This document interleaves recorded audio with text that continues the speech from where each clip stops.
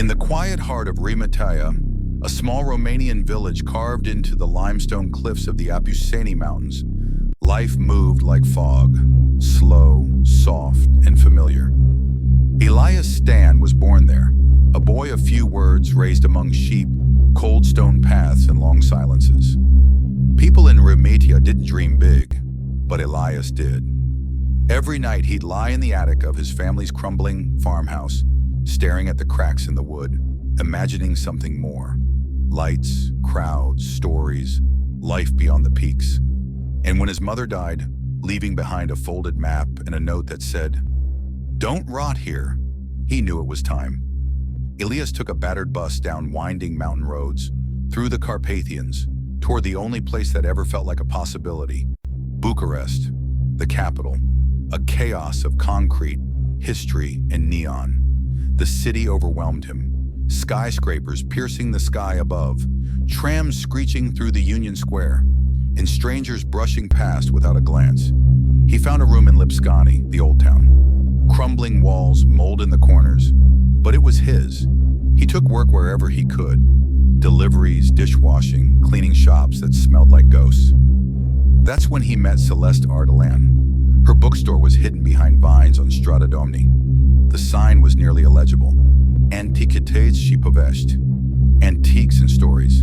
Inside, velvet curtains, golden light, and books older than anyone living. And there she was, Celeste, dark-haired, ageless, with eyes green as forest moss, and a voice that melted time. She offered him tea, then conversation, then a job.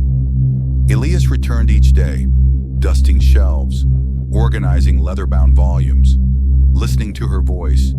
She spoke of Gothic authors, of forgotten rituals, of hunger. Her husband?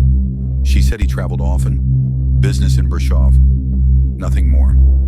One night, as snow fell against the glass, she touched his hand and said, "Come to dinner tomorrow. My husband would like to meet you." Elias hesitated, but his heart was already hers. The house was on the edge of Cotroceni, near the old military hospital. Iron gates, a garden of dead roses. Inside, chandeliers, velvet chairs, old portraits with eyes that seemed to follow him. Celeste kissed his cheek.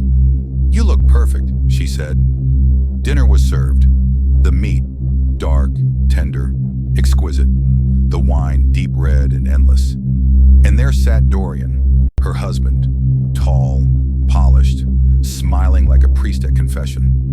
"You've been helpful to my wife," he said. "She speaks so fondly of you." Elias tried to respond, but his vision blurred. The room swayed. He woke in the dark. Stone walls, chains on his ankles. A single candle flickering. Celeste was there, dressed in black, eyes empty. "This is the part where the story turns," she whispered.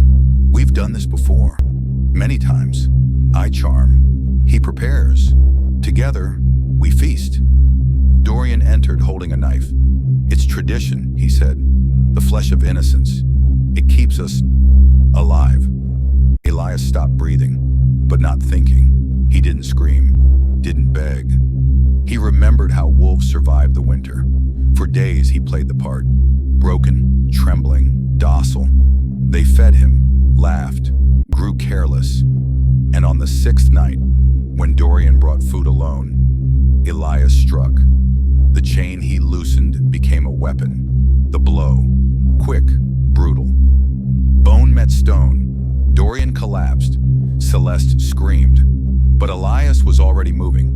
They fought in the dark. Her blade grazed his arm. His hands found her throat. But he didn't kill her. He chained her where he had been. "You taught me the game," he said. "Now I'll change the rules."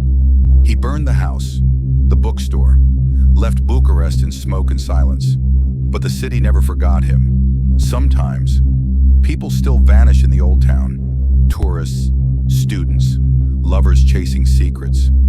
And if you find yourself in a forgotten alleyway, where the fog clings too long, you might hear whispers of a green-eyed woman, and a boy from Rîmetea, who became the hunger he once feared. Because in Bucharest, the game still plays on, but no one knows who's hunting who anymore.